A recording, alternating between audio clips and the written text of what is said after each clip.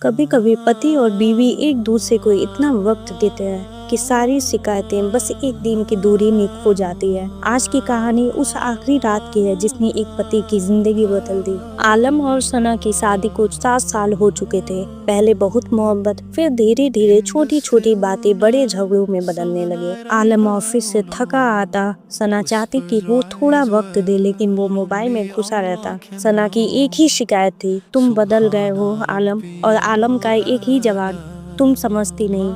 दिन बीतते गए और दोनों के बीच प्यार के बजाय सन्नाटा बढ़ता गया। एक दिन सना बेहोश हो गई। आलम उसे अस्पताल ले गया। जांच हुई, डॉक्टर बाहर आए और बोले, आपकी बीवी गंभीर बीमारी से लड़ रही है, शायद ज्यादा वक्त नहीं है। आलम की दुनिया हिल गई। जो औरत उसने सालों तक भावनाओं में रुलाया, वही औरत अब उससे दूर जा रही थी। उसने पहली बार सना का हाथ पकड़कर कहा, मैं तुम्हें खो नहीं सकता, तुम ठीक हो जाओगे। सना मुस्कुराई, कमजोर आवाज में बोली, आलम, मैंने तो हमेशा तुम्हारे लिए ही दुआ की है।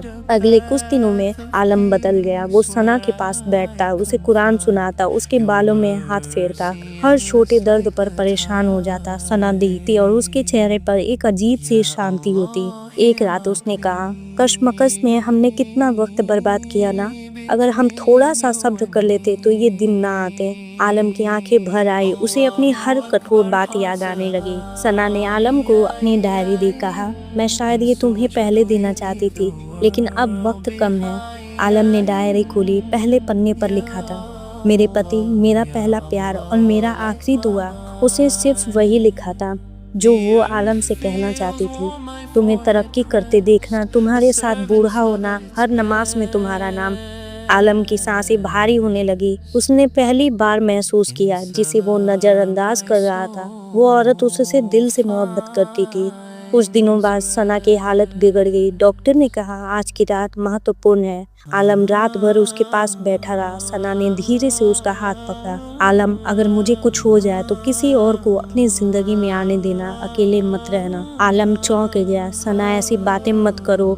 सना मुस्कुराई। बीवी का हक है कि वो अपने शौहर को अकेला न छोड़े, भले ये दुनिया छोड़ते वक्त। सना ने अपना आखिरी सवाल किया, क्या तुमने कभी सच में मुझे प्यार किया? आलम रो पड़ा, हर सांस में, पर कभी जताया नहीं। मुझे माफ कर दो सना, एक चांस दे दो। सना की आंखें चमकी और उसने सिर झुका लिया। आलम, कभी किसी से मोहब्बत करो तो उसे बताना मत भूलना। इन शब्दों के बाद उसने धीरे से आंखें बंद कर ली। आलम चीख उठा, लेकिन सना जा चुकी थी। सना के जाने के बाद आलम बिल्कुल टूट गया। वो उसकी हर चीज संभाल कर रखता, उसका दुपट्टा, उसकी दुआ की टोपी, उसकी डायरी, और हर रात उसके लिखे हुए एक जुमले को पढ़ता, अल्लाह मेरे शौहर को खुश रखे। आलम रो कर कहता, सना, मैं तुम्हारे बिना अधूरा हूँ। एक बुजुर्ग मौलाना ने आलम से कहा, बेटा, मौत साथ छीन लेती है, लेकिन प्यार और दुआएं नहीं। अगर तुम सच में सना से प्यार करते हो तो उसकी आई हुई मोहब्बत को रिश्तों में बांट दो, किसी और की जिंदगी आसान बना दो, यही सना का हक है। आलम ने अपनी जिंदगी बदल दी, नमाज शुरू की, दुआएं मांगे और लोगों की मदद करने लगा।